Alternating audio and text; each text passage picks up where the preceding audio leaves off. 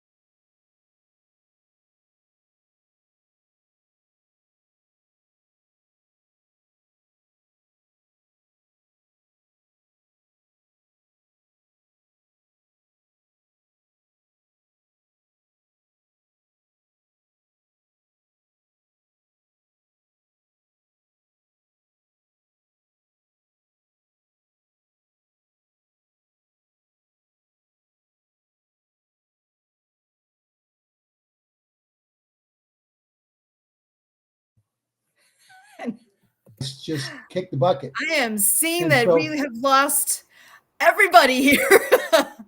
Back? You are back in, and I'm waiting for Brian to make it back. I was bumped out. It was kind of crazy, but I was not bumped out. I'm assuming I was live the whole time.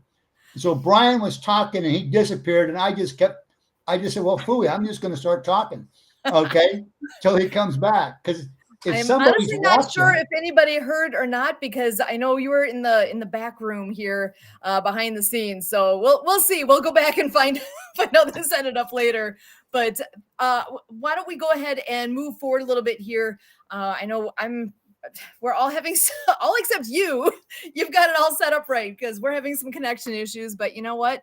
We make do with what we got and move forward together. So Ralph, I want to go ahead and bring you on in here. I'm so glad that you are joining us tonight. Can you go ahead and give everybody an idea of who is Ralph Brown? And I'm, like I said, I'm grateful you're here. So I'm going to turn it over to you for a moment here. Well, thank you. I like hanging out with you and your husband, man. You guys are awesome. Okay, just awesome. But I'm Ralph. Those of you that don't know, I'm Ralph. I guess I'm a 4-time world record holder in extreme power boating and a prior service U.S. Marine. And anyways, Marine Corps was so good to me. I found out my son is talking to OCS just this week about the Marine Corps. So I don't know what kind of decision he's going to make. One of my sons is in the Air Force right now. So we're a military family. My father was in the Air Force. My older brother was in the Army. I was in the Marine Corps. My sister was in the Navy. And my kids love it because my sister was about a year and a half behind me in the Navy. We both got sent to the same Air Force base at Lowry Air Force Base in Denver, Colorado. And when you first arrive, you have orientation meeting. And no matter what base you go to, no matter where you are, you're going to have orientation. And orientation it tells you what's going on around the base. And they usually show you a video, or back in the old days, projectors would post it up on the wall. And they would say what not to do. And so there was a newspaper article in Denver, Colorado, at the Air Force Base I was stationed in, about a couple of Marines and what not to do. And I was the main subject of the topic. So my sister calls me and says, Ralph, I'm here. You've been gone a year and a half from this base, and they're still saying, don't be like Ralph. So I'm not going to tell you what I did, okay? But my kids have they've all been trying to bug their aunt. What did my dad do? Well, it's really not that bad, but it's more fun to let people wonder about it. So anyway, my son, that's a computer engineer, was trying to dig up the old news archives, but I guess the base newspaper has gone out of business. Well, they closed the base; it's gone. So the old base was Lowry Air Force Base in Denver. It's actually in a town called Aurora, which is just north of Denver. And so anyway, so my dad was in the Air Force. My brother's in the Army. I was in the Marine Corps. My sister was in the Navy. 3 out of her 4 kids went in the Air Force. And my kid's in the Air Force now, and my other kid's at least talking to the Marine Corps about he's a computer engineer, and at least talking to the Marine Corps OCS. And whatever decision he makes, that's his decision, not mine, as far as that goes. My grandfather was in the British Cavalry in World War I. Okay. Wow. And so we are a military type family. And so anyways, but the Marine Corps was extremely good to me. I went in a very, very wild teenager. I mean, just as wild as you can get. And so, I was watching somebody today, and they were talking about when they were playing this game and trying to get away from stuff. And it reminded me when I was a teenage. Now, have you ever been to Sebastian Inlet, Florida? Okay, it's a beautiful place, unbelievable. The Gulf Stream comes really close to Florida, right about the middle of the state, right where there's an inlet that goes into the rivers, and it's called Sebastian Inlet. And it's the crystal clear blue water that comes in and out of there. It's just the most beautiful place in the world. And then on the south side, they have a state campground. Okay, that's the south side. Okay. But we were mischievous kids, and we would go down there and go surfing. The waves break really good there. For that area of Florida, some of the best waves. Kelly Slater, the world's champion surfer, grew up in the same town I did, Cocoa Beach, but he did most of his surfing around Sebastian Inlet. Jeff Crawford was somebody more. I'm a little bit older than Kelly Slater, so Jeff Crawford's more my age. But anyways, he was also nothing like Kelly Slater. Kelly's 12-time world champion surfer. 12 to make world champion once in anything is a big deal, but to make it in one sport 12 times, that's just off the record. That's amazing. I mean, it's just. But anyways, he grew up in the same town. If you would go fishing, if you want fishing, you go to 4th Street North Bait Tackle Shop, and you would go in there and get some bait and tackle. There was a little brat in there when I was growing up. That little brat grew up to be Kelly Slater. Wow. But anyways, it's just how things turn around and are. But so anyway, Sebastian Inlet has this great big blue sign on the north side of the inlet. Positively, no camping this side of the inlet. Okay. Now, if you would go about 500 feet behind that, now you had to get there. You had to go through a lagoon, which was be anywhere from knee deep to waist deep water. Depends, And you had your backpack on your back and your tent and everything else. And or you could take what we call the what do we call that thing? Gator trail, and it would take you right along the water, but you're climbing through the mangroves and mud that's knee deep in a lot of places and stuff. And the rangers were never going to come out there, never. They weren't going to get out of their trucks and go wading through the lagoon. They weren't going to take the nature trail or the gator bait trail down the coastline. So we would go camping out there almost every weekend. Right behind the sign that says positively no camping this side of the inlet. Well, and actually, I'm going to have you hold on to that thought for just a second. We do have Brian back now, so I want to give him a chance to come on back in here and finish his update. So, Brian, come on in, and I know internet's a thing tonight. Okay. Glad you're back. How far did I get? And actually, I glitched out before you did, so I saw the first slide, and that's as much as I saw it. I've been working on mine. You read the first 2 lines of the first slide. Now I read the rest of it for you. Okay. On the microphone. Well, let us bring this in. Okay, guys. Second slide.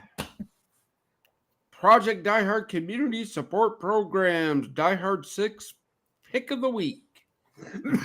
Excuse me. Woodlawn Church. I picked them this week because of their help with this mission. We're talking to 3 more ministry partners, and I got invited to one of the biggest pastor meetings in my area. So we're getting all that put together. Our resource partner of the week, I picked Community Pay It Forward, Mr. Zach Clayton out there. He's been busting butts since the beginning, and he's doing a great job. But, I can't stress enough this teamwork thing. Our mission supplier, Blue Dragonfly, right? You need a website, they're going to help, and they're veteran-owned. And new this week, as a facility supplier, Paducah Warehouse Furniture.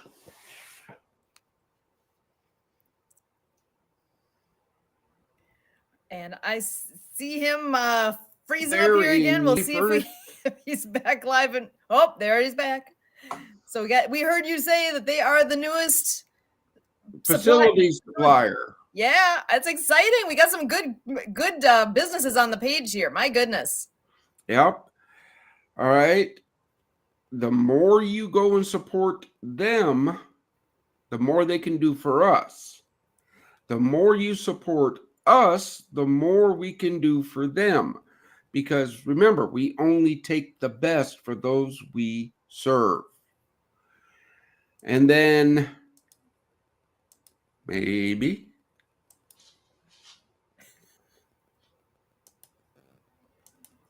let's go here. Go here.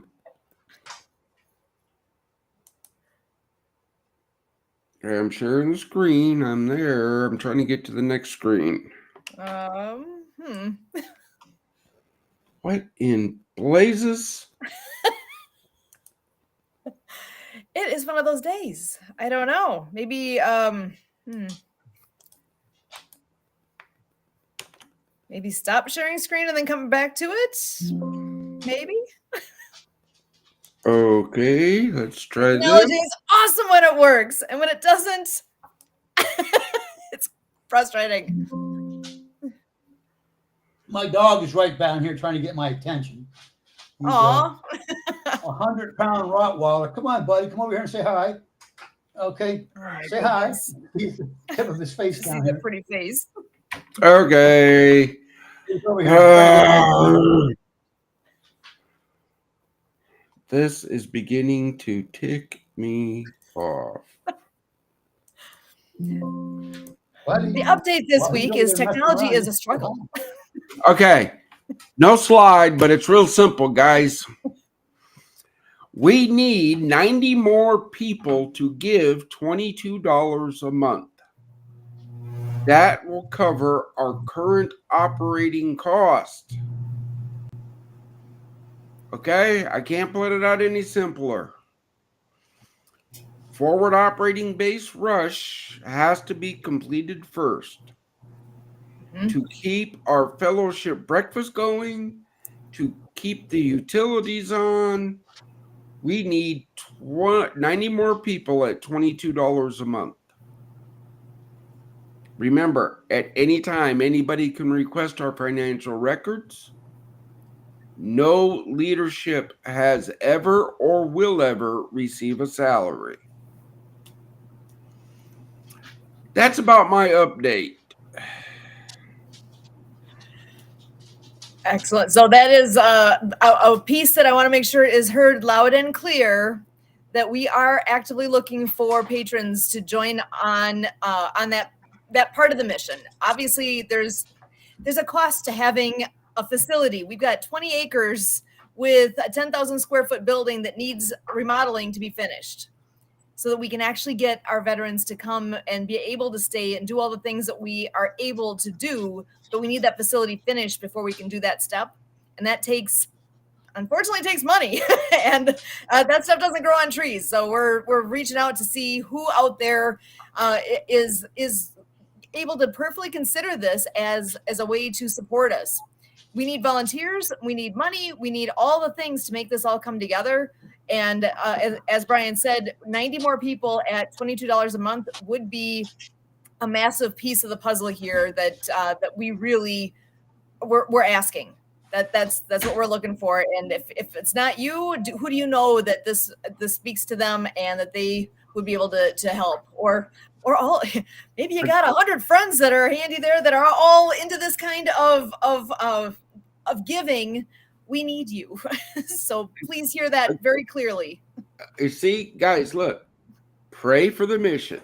First thing I ever asked for, right? Second, share the mission, because somebody's out there who wants to help. They just haven't heard of us yet. Volunteer. You have a voice, you have a skill we need, and yes, become a patron. All right, Sue, you guys are having a great conversation. Well, I got to let you guys get back to it. Brothers and sisters, don't give up. We're working hard.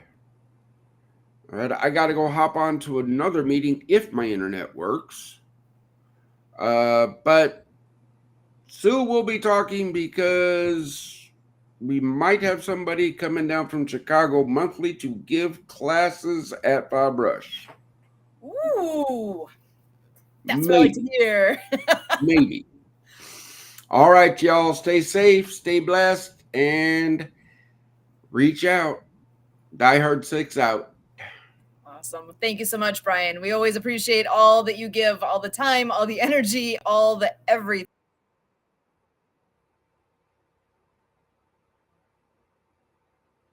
Hi, Sue. I think you froze again. So here I am back again. Brian's gone, and Sue is froze out to the wonderful worlds of digital technology. I apologize for me getting up and stepping away from the camera for a few seconds ago, but I had a 100-pound Rottweiler that wanted out of the room. Okay. There we go. What the and heck? I let him out. So Sue's back again, and so I'm over here. I'm Ralph. So, anyways, I'm new and I'm learning. Just if you say, what I just heard from Brian is they've got some property. It's in what state now? Sue? It's in Illinois, in Makanda, Illinois. Lacanda, Illinois. Now, where is that in Makanda. relation? I'm sorry? Makanda. Makanda. Okay, Yep. so I used to go to college in Indiana, just outside Chicago. Okay, so if you take 41 or 30 on into Illinois, right where they intersect, that's in a place called Maryville, Indiana, but just outside Chicago. That's where I went to college at, Maryville. But now, if I'm trying to find this place in Illinois, have you ever looked on the map and seen where it's at? Yes. And if you give me 1 second here, I'll see if I can pull it up. Oh, that's even better. I was going to just say describe it. Okay, but I just want to know where this place is.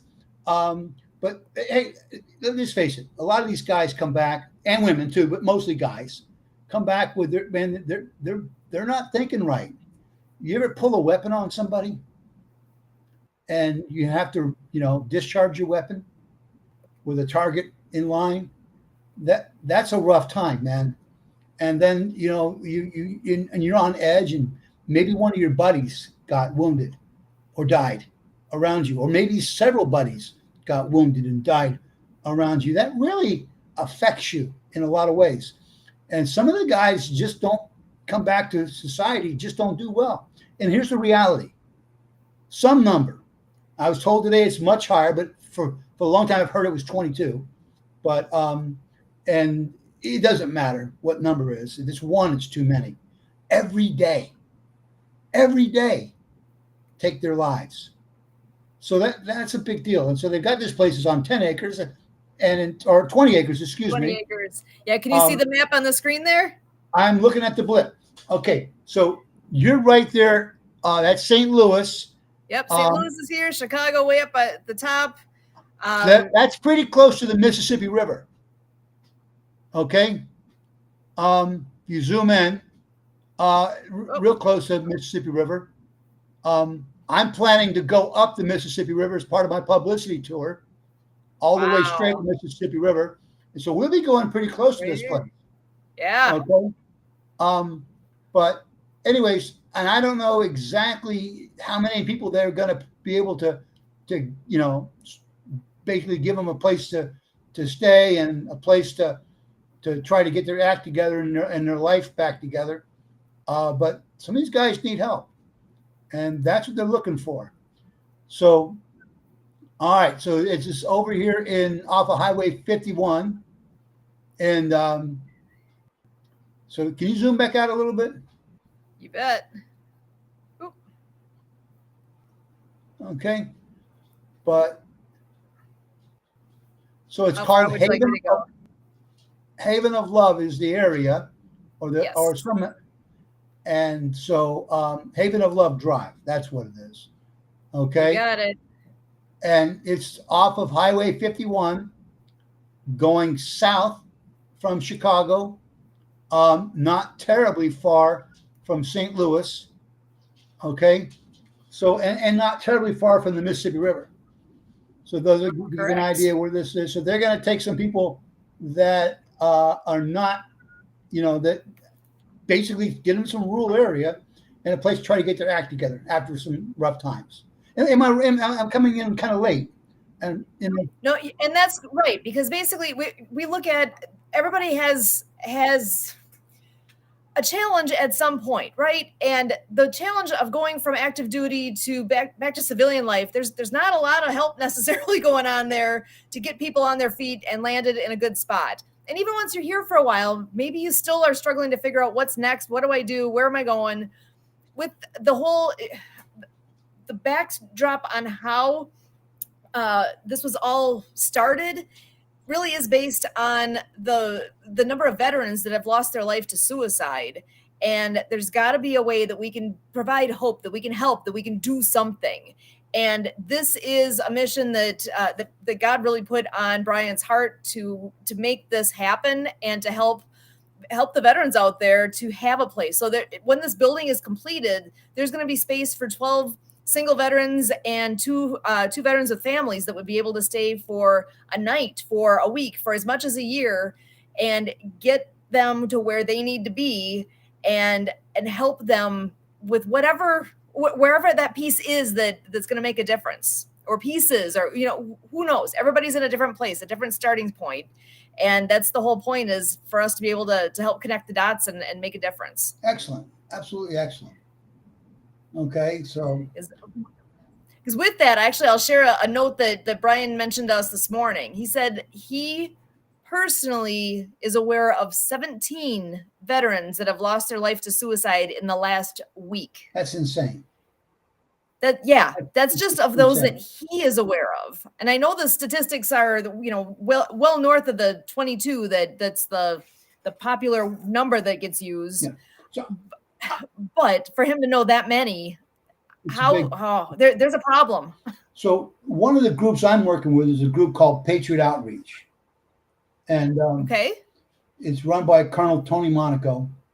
And he's put together some self-help stuff that is made available for veterans.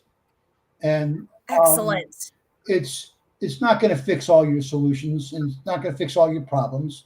But a lot of times guys won't get help. They refuse to get help because it becomes a paper trail. And once it becomes a paper trail that they got help through the VA or any other association, they get tagged with PTSD. Now, let's suppose, okay, that you're a very good shot with a rifle or a very good shot with a pistol, okay? But you really don't have any other skills. You know how to take somebody down, okay?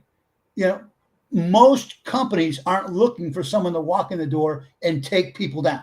They just, really looking for that. But they do want security, okay? And some of the best paying jobs in the world are security, okay? And that's just it. And so if you have PTSD on your record, you can't get those jobs. Nobody wants to hire you with that because they're afraid that you're going to go off the deep end and shoot somebody. Or you follow what I'm saying? So he's got some programs that they can help some of them. Does it fix everybody's problems? No, whatsoever. Okay. But he's, so anyways, it's Colonel Monaco, and he's a great guy. And he's helped a lot of guys. And so this is the kind of stuff that's dear to his heart and what he's doing. And he's working with us as well. And so I haven't even told anybody what I'm doing. We've just yapped. Have we? Not yet. We definitely have to share what you're doing. Before we move on from that, though, with Patriot Outreach, is there a website, or how do people find out more about that? Oh, I'm going to guess if you just do a Google search for Patriot Outreach, you'll find them.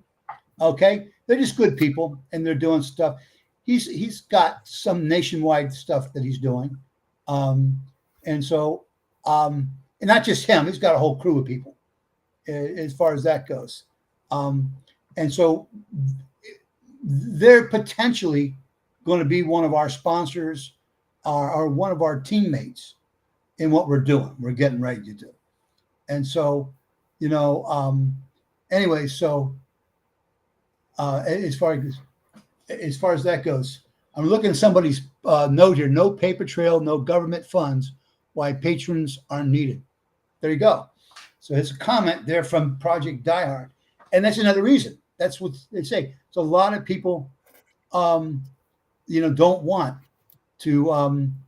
They don't want that paper trail. They won't get the help that they need. And it looks like somebody else was that you, Sue? You did that while I was. That was me. Yep. Here we go. I found the website. Okay, you found it. Just boom, boom, boom, and put it up. Okay. Anyway, so that's kind of some stuff there, but he's good people and good things. So what we're doing, okay, am I supposed to talk about what I'm doing now, or what am I supposed to do? I'm just yapping right here. Tell me what I'm supposed to do. Sue, you froze on me again. Okay, I think you timed that just so I just wonder what to do. Okay, I don't know what to do. She's froze. She's the one that's been here before. I've never been here before. I have no idea what I'm supposed to do. So let me tell you what we're doing. Okay, I'm Ralph. Okay, I hold 4 world records in extreme power voting, and I have a dream that's different, a dream that I've worked on for many, many years, and is something I wish to use in a great way. And so we're going after what's called the world speed record for the fastest powerboat to go around the world. It's just as far as Sue's coming back. Check that out. It's going Okay. to be one of those nights. Bear with me.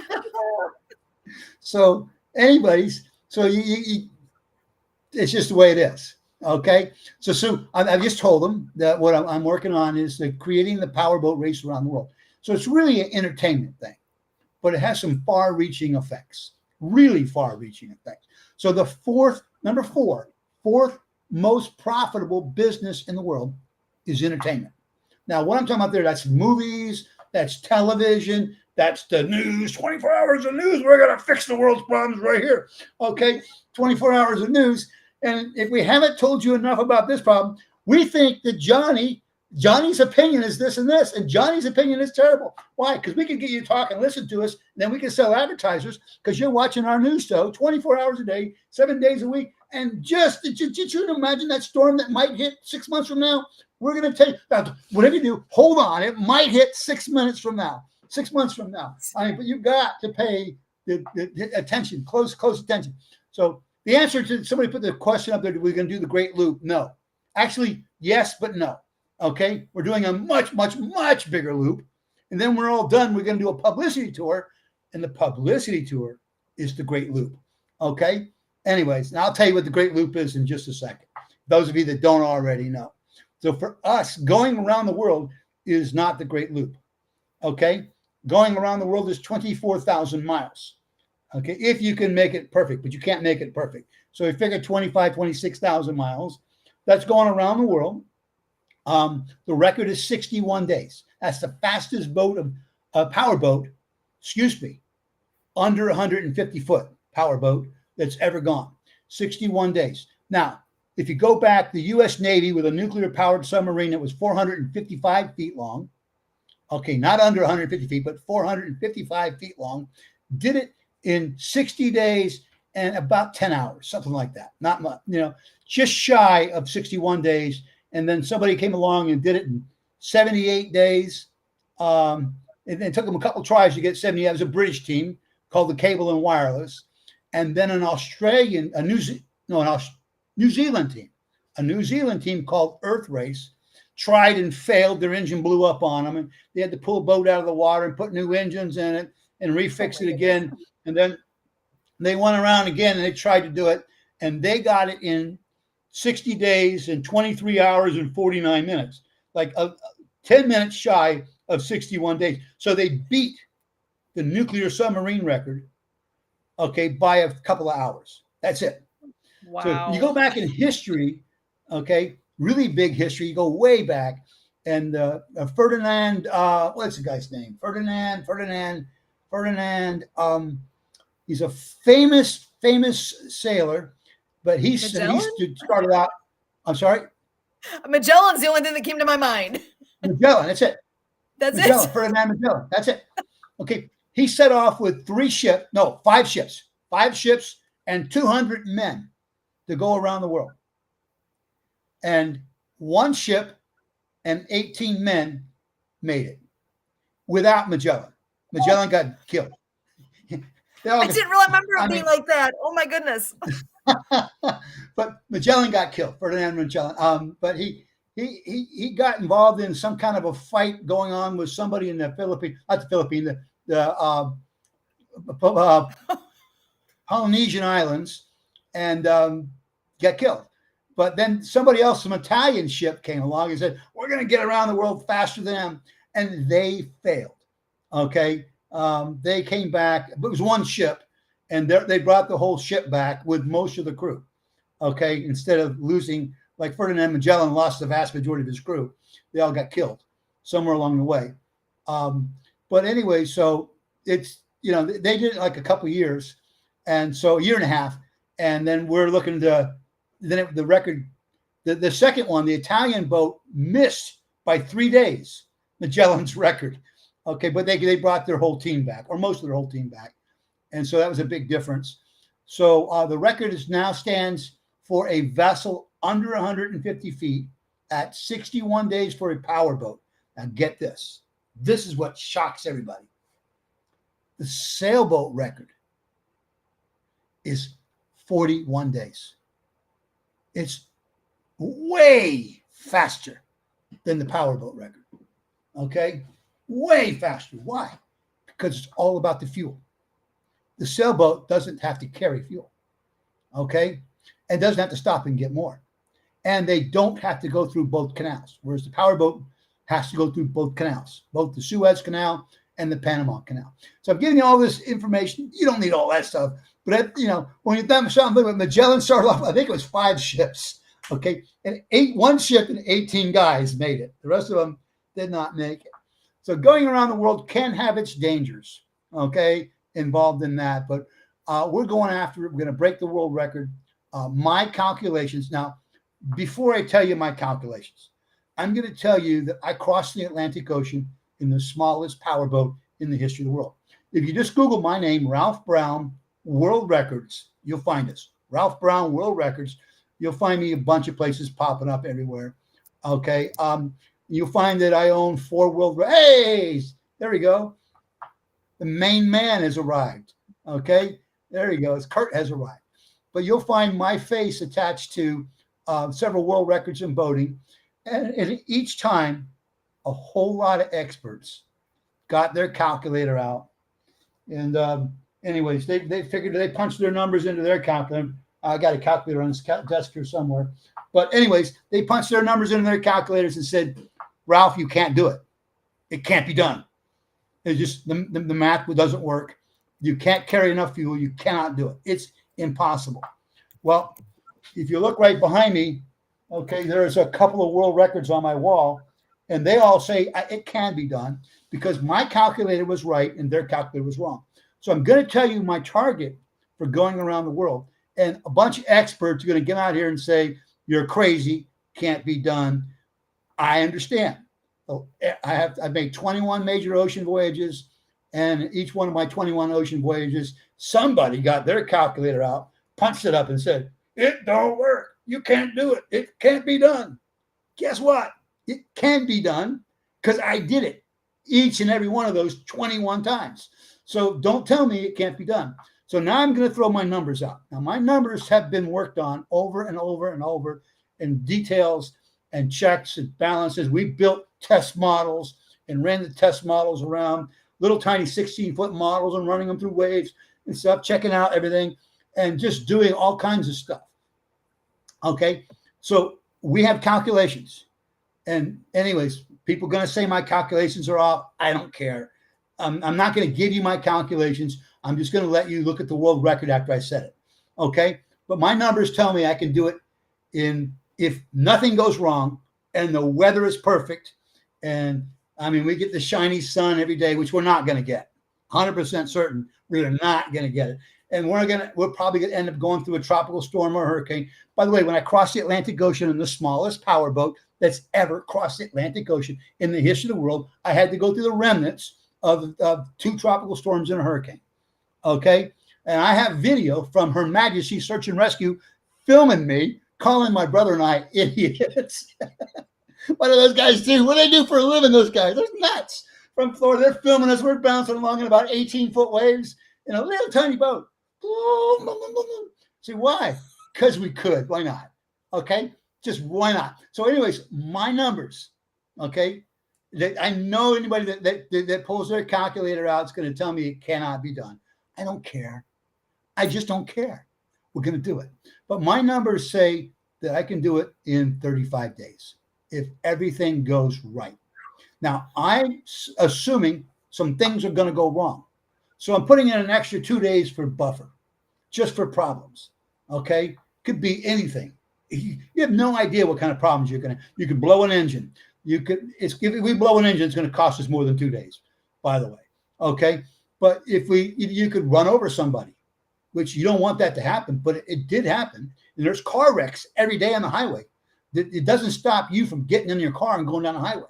All right. Every once in a while, a plane falls out of the sky. Not very often. It's considered the safest way to travel. Okay. But years ago, planes fell out of the sky all the time. And you know what people did? They got in them anyhow. They got in them and they went anyhow. I mean, now if you've never flown before, then your first time flying is scary. Okay. I got that. I've flown a lot. I mean, some of my earliest memories in life, my dad was a captain in the Air Force, and he was stationed at an island called Grand Turks and Caicos. And he moved our whole family down there. No running water, no electricity, no toilets.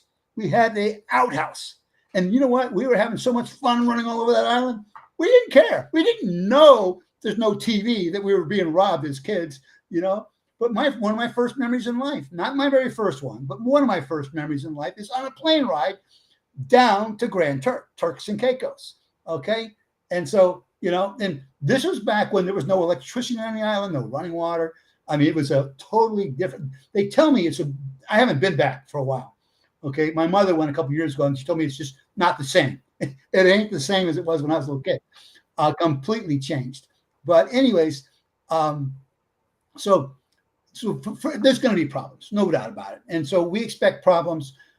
You could have an accident. You don't know. Your boat could crash.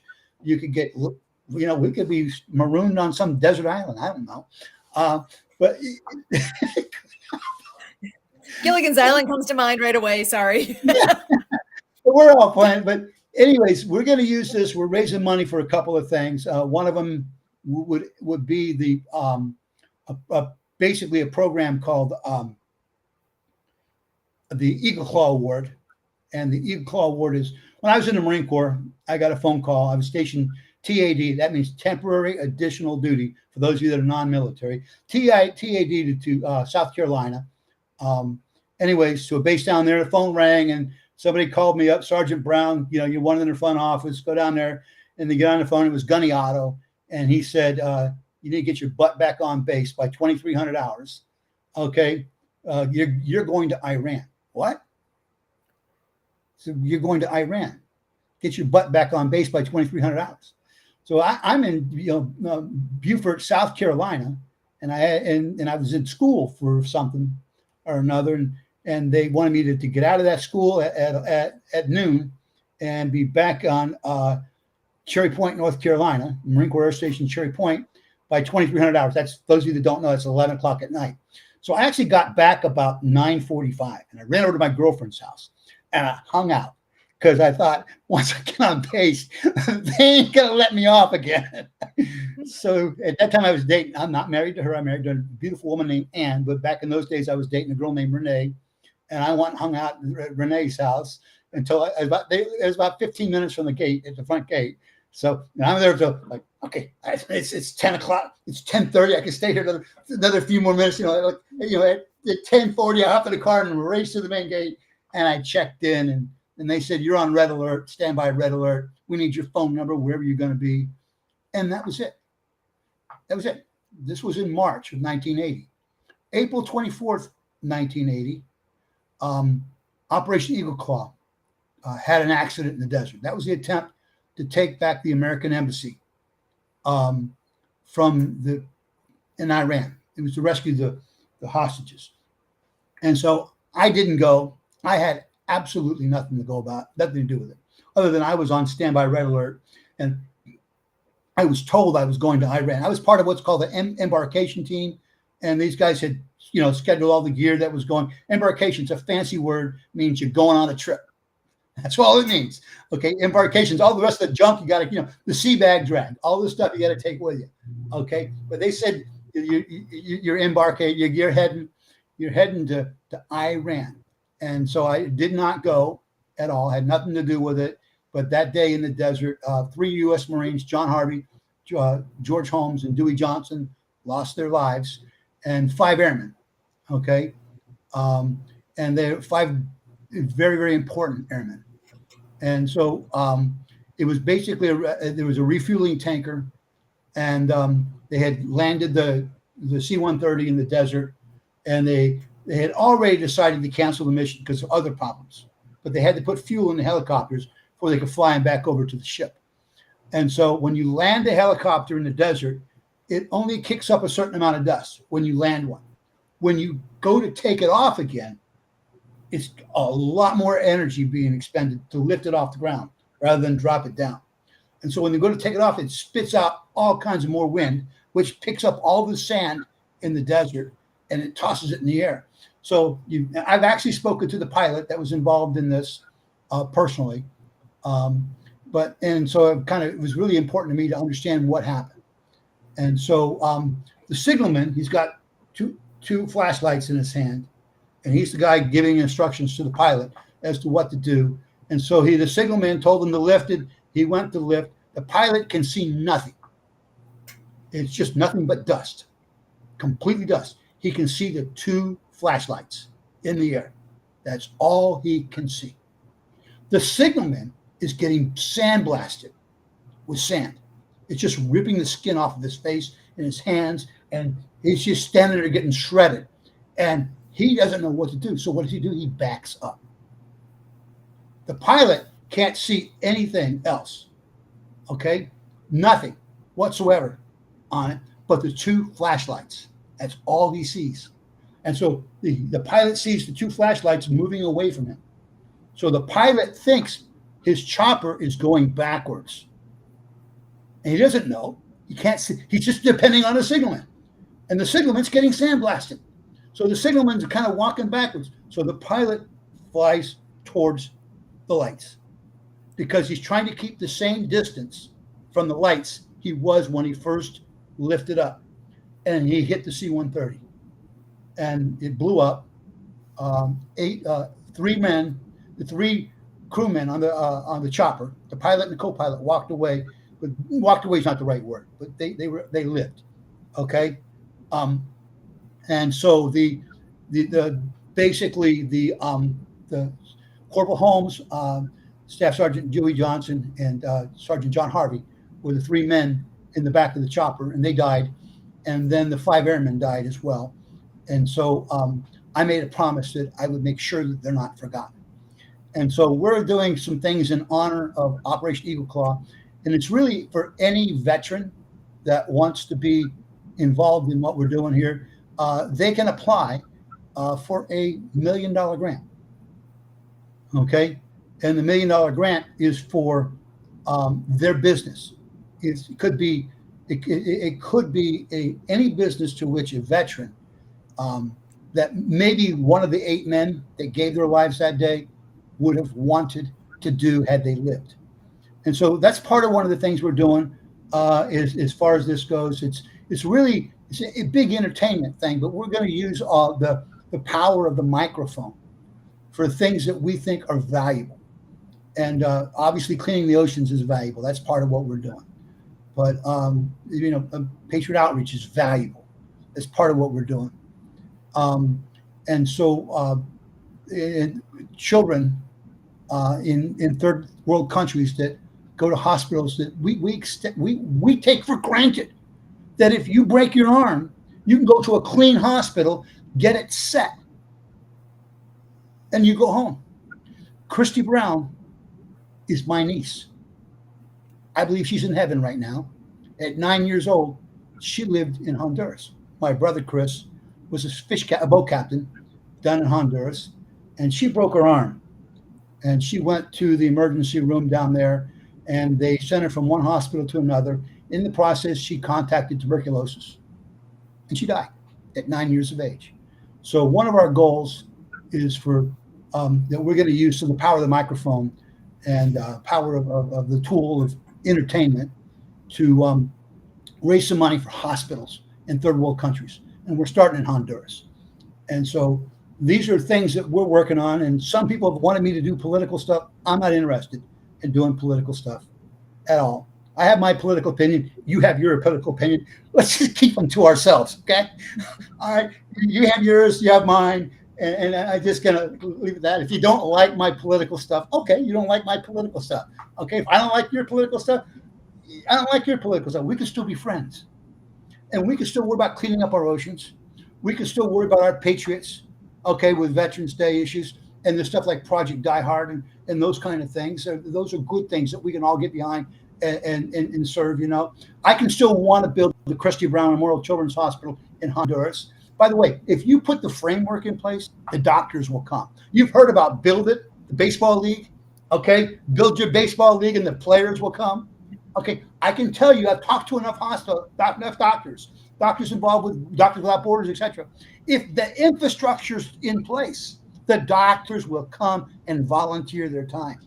Okay, But if you don't have the infrastructure in place, you don't have the equipment to follow up what they do, it's difficult for them to come and do what they can do quite well. So if you build yourself up, you build the infrastructure, the doctors will come, and third world come. And again, our first place is basically in Honduras, and there's other developing countries that could use some help as well. And these are things that we're going to use the power of the microphone, the power of the attention. Now, let me kind of explain. And Kurt, sorry, I could talk for hours. Just stop me and say, okay, just stop me and say, Ralph, let me talk. Get the question in. But otherwise, I just keep talking. Okay, I promise you. I love what I do. I love everything about it. I think it shows. Anybody that listens to me for any length of time, I love the ocean. One of my first memories is that airplane, but my very first memory in life is going after grunions in California. You don't know what grunions are? They're a fish about the size of a cigar. And on high tide, they come up on the shore and they lay their babies. And then as soon as they lay their babies, they go back out to sea. And there's a whole bunch of fish out there waiting to eat them because they're going to die. They've done their job. Their job is to mate and make babies and go back out to sea. That's their job. They're going to die. They've done their job. Well, we decided to solve the problem for the fish. They want to go ahead and die. Well, why don't we just put them in a bucket and take them and put them in our stew, and then we can solve their problem. Okay? So listen, my parents woke me up to go catch grunions. I'm 4 years old, running up and down the beach in California, catching grunions. And I'm running, and my bucket's going up in the air. And as fast as I could get the grunions, we throw them in the bucket. And I was throwing them back out in the ocean. And, that's kind of the ocean. I'm an ocean kid. Everything about the ocean. But anyways, so all I'm saying is I love the oceans. I love the waters. And I love everything to do with it. And I love the Marine Corps. Marine Corps was really, really, good to me. It changed my life. I was a pretty wild teenager. Got some responsibility. Got a desire, went off to college when I got back, found a beautiful woman, married her, got 3 rugrats. And now my oldest son's in the Air Force. My next son is talking to the Marine Corps. He's talking to the Marine Corps. I don't know if he's going to go in or not, but he's talking to it. Okay. And that's a big deal. That's at least it's a conversation. He called me on the phone, to let me know, that he was talking to the Air Force, the Marine Corps recruiter. Don't know if he's going to do anything. But he's got a degree in computer engineering, master's degree. And so they'll find him a job somewhere in the Marine Corps or the Navy, the Army, or who knows, if he does. That's his business. All I am is the dad. And I've told my kids I love this country. I love all of the good things it's done for it. And you need people to do stuff like that. Okay? And so we need people. Someone said, well, what if your son gets killed, over in Afghanistan or Iran or Iraq or wherever? If your kid gets killed, what happens? Well, here's the reality. You and I are going to die. There's no way around it. No ifs and buts about it. You're going to die. There's nothing you can do about it. Okay? It's wrong to take your own life. Just in case you're listening and you're thinking about it, it's morally wrong to take your own life. It's not morally wrong to fight for your country. It's not morally wrong to fight for your loved ones. It's not morally wrong to stand up and defend the defenseless. That's not wrong. But it is morally wrong to take your own life. Don't take the coward's way out. Find a solution. Solve your problem. Okay, if you've got a really bad headache, stomp on your toe. Okay, because while you're thinking about your toe, you're going to forget about the headache. Okay, if you need me to, come see me. I'll stomp on your toe for you. Okay, just as far as that goes. But the reality is we want to be involved in doing the right thing. And so we're creating this event. It's called Cup Royale. And so what we're going to do first is we're going to break the world speed record for going around the world. Then we go on a publicity tour. As somebody asked, are you going to do the Great Loop? Those of you that don't know what the Great Loop is basically, it starts in New Orleans. You go all the way up to the Calumet River, the Illinois River, just north of St. Louis. Okay, you catch the Illinois River on over. It goes through Peoria. It takes you over to the edge of Chicago. Then you get on the Calumet River. The Calumet River takes you into Lake Michigan. Then you take Lake Michigan up through the rocks, out the St. Lawrence Seaway, all the way out to the Atlantic. And then you come down the Atlantic, all the way around the state of Florida, and back up to New Orleans. So for us, that's really, compared to going around the world, that's kind of like the small loop. Okay. But it's still a good start. And it's a big deal. They call it the Great Loop because it is a lot. So for us, we're going to go up the Mississippi. We're stopping at every major city, every major town. We'll go to Tampa. We'll go to St. Pete. We'll go to Houston, Texas. We'll go to Pensacola, Florida. We'll go to New Orleans, and we'll go right up the coast, Mobile, Alabama, and New Orleans, and we'll go right up the Mississippi River, all the way up. But we're not going to take a right on the Illinois River. We're going to go all the way up to Minneapolis. Then we're going to do a U-turn and come back down, okay, to the Illinois River just north of St. Louis, and we're going to come across, and we're going to catch the Peoria. We're going to catch the Calumet River on into Lake Michigan. And I know you only see my little arm going this and there, but I can see it in my head. Okay, when I wave it over here and wave it over there. So I'm sorry that you can't see my hands waving, but that's okay. I see it in my head. But we're going to go there, and then we go all the way out to St. Lawrence. Actually, no, we don't. Do not go up St. Lawrence. We go up through Detroit. We go up through a couple sets of locks there, and then we're going into, what do you call that lake north of Lake Michigan? What is it called? Lake Superior?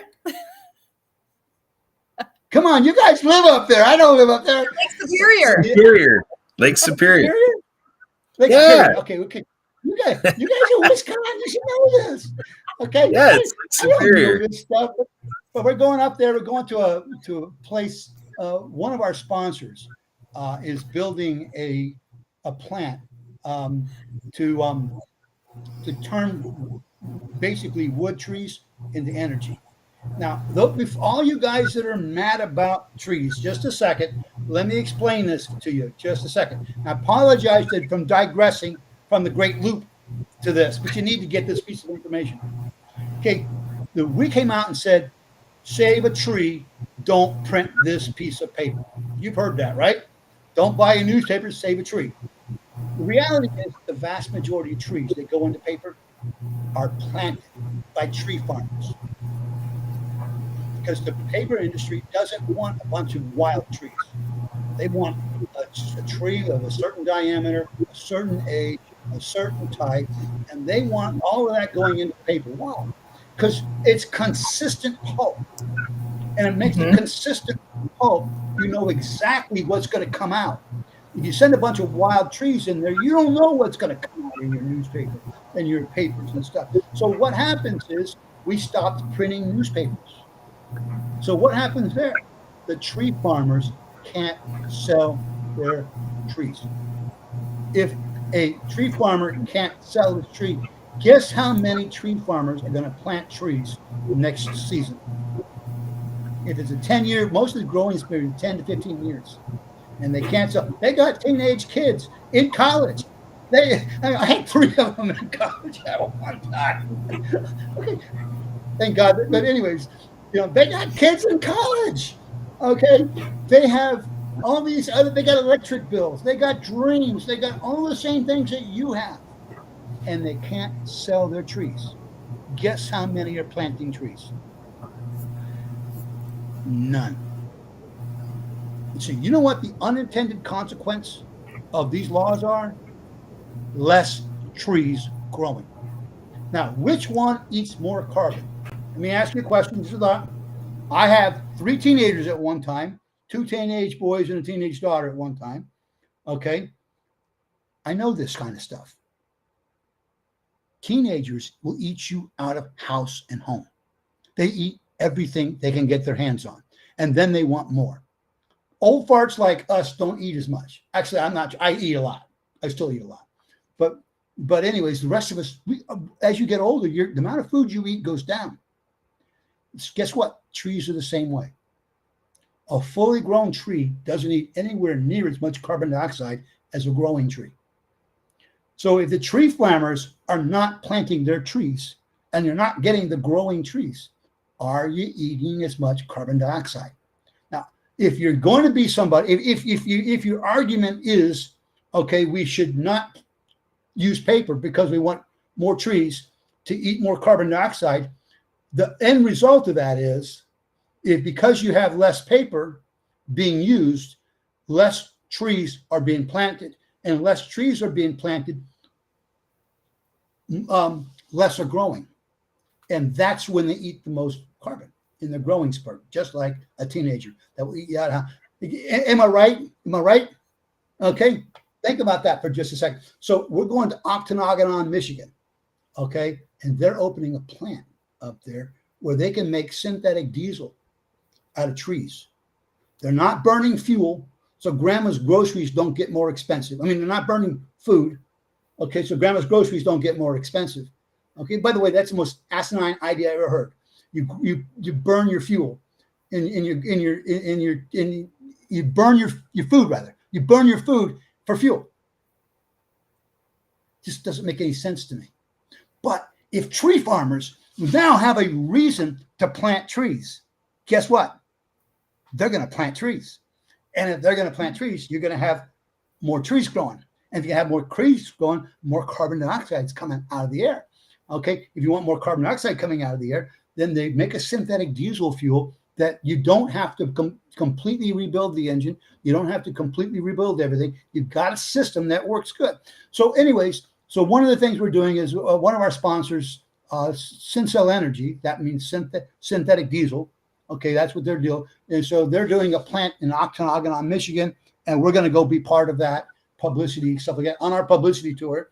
And so we'll go up to the Upper Lake, and then we'll go to the Octonagon, and then we'll come back down through Detroit area, and then we go out, the St. Lawrence Seaway.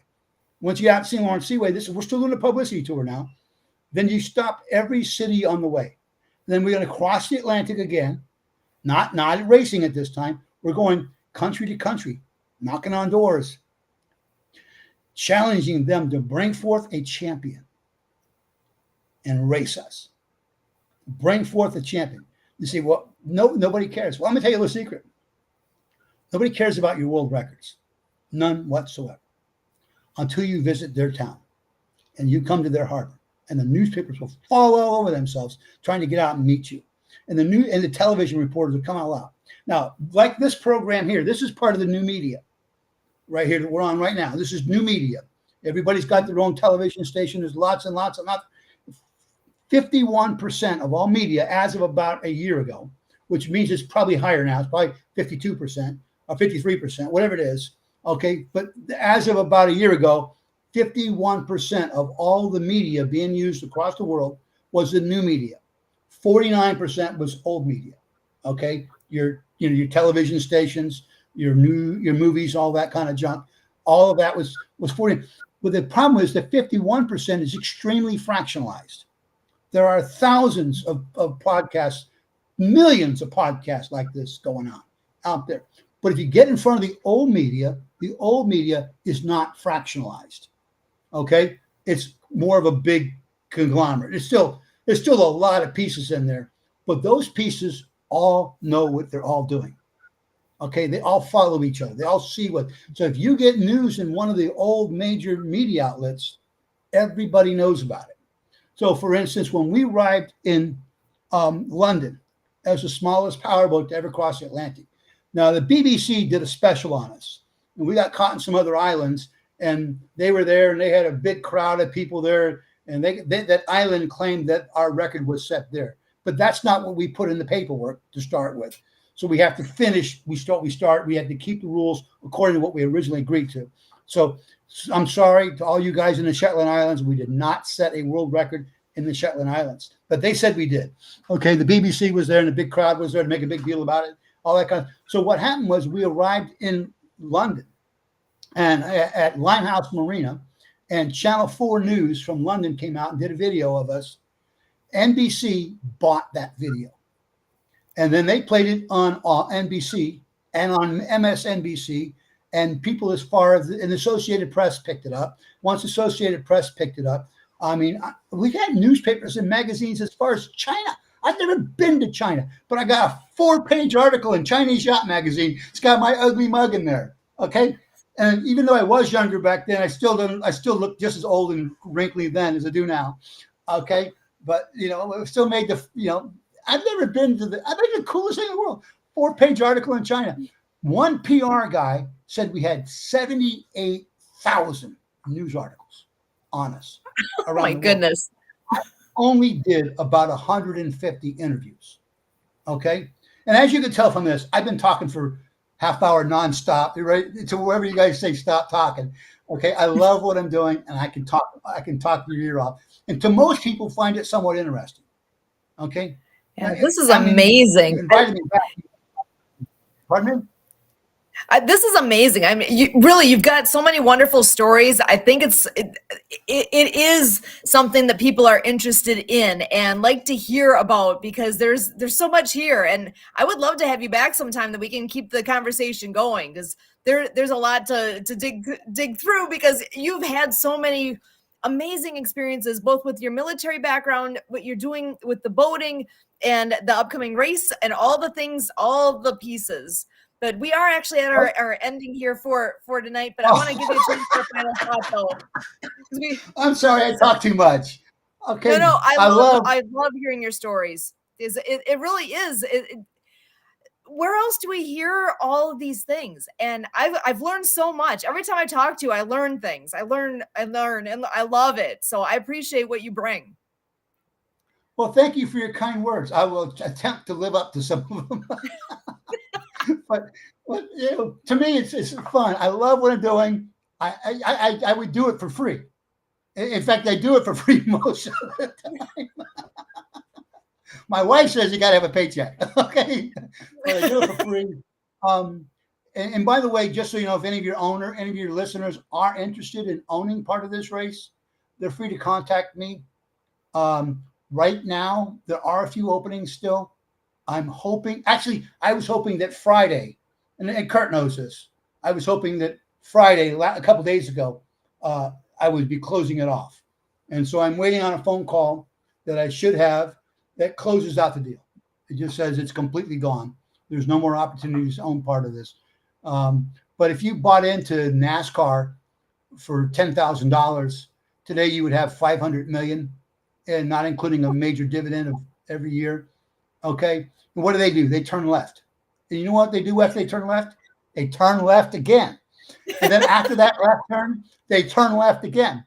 But they collect $1.1 billion. $1.1 billion for the television media rights to do what? To watch them turn left. Watch that. Okay, that's it. You know, the five largest things on TV, are all sports competing against each other. And what they are is they're soccer and racing. Okay, so the fourth largest industry in the world is the television and media industry, the movies, all of that kind of stuff. The five largest things on television worldwide are all international sports where countries compete against countries, and it's racing and soccer. We're creating a new international racing event. Now I'm done. Well, if people want to find out more, how do they do that? You can call me. I take phone calls, 352-346-2365. I guess Sue's going to put that in the chat. Okay. If you'd like me to do that, I'd be happy to. So say the number again. And then my email is Ralph, R-A-L-P-H, not R-A-L-F, like those British guys put in that video. Okay. It's R-A-L-P-H, Ralph. The American spelling is R-A-L-P-H, Brown. But it's Ralph@cuproyale.com. Ralph@cuproyale.com. And if anybody out there would ever like for me to come and speak on their podcast, I never turn down one. Okay. I won't say never, almost never turn down one. If I can find, I don't want to tread on someone else. If you've got some other crowd there that's going to speak, I don't want to steal their show. I don't want to be any part of that, because there's a lot more important things than what I'm doing out there. But this is fun. It is fun. And to me, it's outrageously interesting. Okay. And so we're going to go. And there's a forward operating base rush when you get there. I have no idea what that is. But whatever it is, we'll figure it out. We're going to go. Yeah.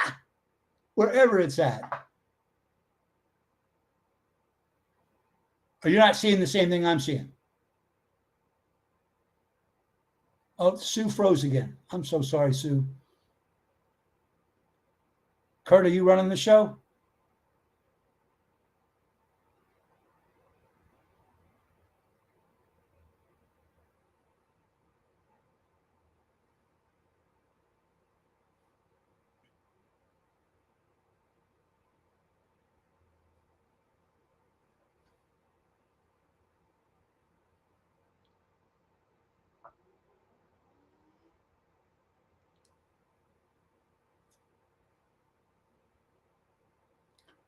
Kurt, can you hear me? I don't think he can hear me. If anybody's still out watching, glad you came on board. Okay. If you're not still watching, then that's okay too. But there she is. Sue's come back. She's the organizer. And so, or I guess Kurt's, I don't know. I'm just a visitor. Okay. So we are so happy to have you here, Kurt. I wanted to give you a chance to say what's on your mind quick, and then we're gonna wrap up and call it an evening here. But Kurt, I'm gonna pass it to you real quick. He's not going to sound. This is the night of technology issues. What is happening? And they asked me why I don't like digital motors on boats. I think I can feel that right now. So I'm very funny about that too. Well, and the way we end our evenings here when we do our Project Die Hard Mission Monday update is our final thought is to share a word of hope for our veterans. So, Kurt, I don't know if do you have your sound back? Are you able to share for a moment? Yeah, I definitely can share. Thanks. Oh my goodness. Show business, what it gets us into. So I guess my sharing is going to be, about what we're here to support, the work of the demons and, the dark places and the trouble that our minds bring us to, and this whole field of suicide ideation. I mean, I put a lot of devotion to it. I work to have some sort of an understanding of what's going on out there. And, what I'm finding is that, it's about connection. Brian put out, about, a text, a call, a personal visit, and I've said before about the idea of belonging. And so to me, for all people, that's something that needs to be, grown all over the place. We need more of people getting together and, like Ralph's talking about going on tour, going along these waterways and having real in-person visits. I said earlier today that Mother Nature is our chief physician. Mother Nature, Ralph loves the ocean. How grand it is to go in the ocean. I talk about going out somewhere where there's nothing man-made. Well, if you're on a ship, obviously that's man-made, but be able to look out away from a ship and then to see nothing man-made out and around anywhere. To me, there's something therapeutic and necessary as a person, as a human, to ground out and to get that disturbance that life can dish out. And so that's the great gift that Forward Operating Base Rush is. 20 acres to go and get lost out in that wilderness, out into that green space, out into the trees, out in the wild growth. And, and that's really, the growth plan, for Project Die Hard is find more places like that around the country. And, Ralph's bringing this into the world spectrum. So that's what we're trying to grow this availability, to our veterans and really find these havens to keep you, all the veterans out there. I'm speaking to all the veterans. Sue and I had military experience at all, but we're taking our naivete and saying, we just believe that we can do better. And Sue and I want to be a part of that. And so my phone number, I always want to make available to call and text, is 262-372-1754.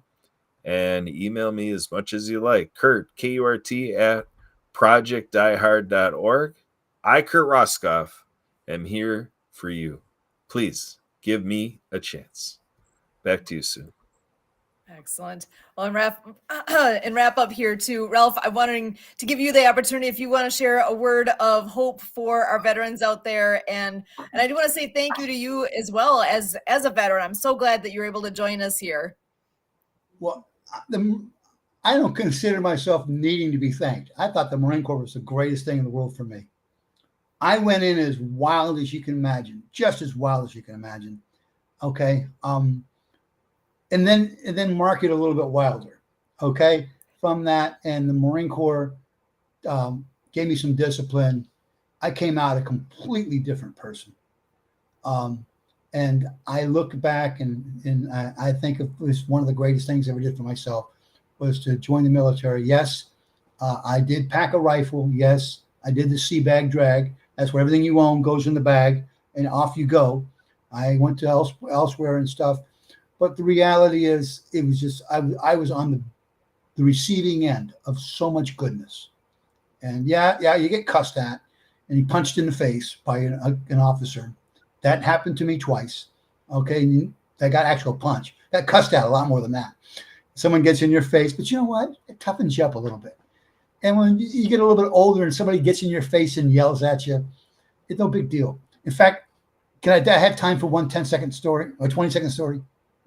Go for it. I went to try and see some Fox News guys. And so I went up to the Fox News and I was trying to give them some information on Cup Royale. And Brian Kilmeade came out the front door, or the side door where I was at. And I ran over to him and I said, "Hey, Brian." Now, Brian Kilmeade is one of the hosts on Fox News, and he's really a nice guy.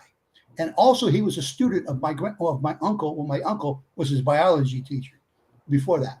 So anyways, and so I talking to Brian, and the security guard comes out, and he's standing this far away from my face, yelling at me to look at him. And because I was so used to in the Marine Corps, those guys yelling at me like that, I was able to totally ignore the security guard. His job is to get you to look at him so Brian Kilmeade can escape. But I was able to stand there and talk to Brian Kilmeade and just totally ignore the security guy. Because why? Because the Marine Corps taught me to do that. Anywhere else, I would have never. This guy's got his face like right there yelling at me, just like a Marine Corps boot camp, man. The guy's in there yelling. He's trying, look at me, look at me, look at me. And I'm just talking to Brian. And Brian was nice, and Brian was talking back to me. And, and then Brian left. He took the package I gave him and left. Okay? And so I was up there promoting Cup Royale. Anyways, all that to say is the Marine Corps was good to me. But you know what? Kurt and Susan, unbelievable people. And Kurt is that kind of guy that if you ever need to reach out to him, he will stop and listen to you and give you his opinion. And he's really slow to do that, which is good. He's not in a hurry to give his opinion. He's more of a listener type guy.